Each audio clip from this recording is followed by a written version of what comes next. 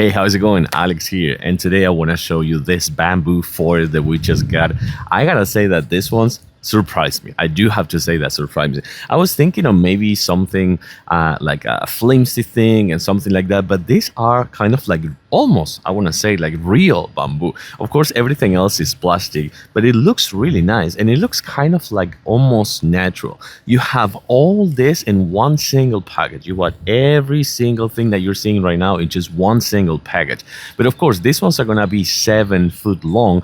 You're not gonna be seeing the 7 foot now because I actually put some in the actual dirt, like inside of the actual grass. But I think that this one you can put it in one of those like big cement pots with gravel or something like that, or you just did what I did and just like put them in the ground. Let's check them out. Okay, so check it out. See, this is what I did. I just put it inside of the ground, but this one's gonna be the 7 foot long. You have other sizes too. I think you have 4, 5, and 6 as well.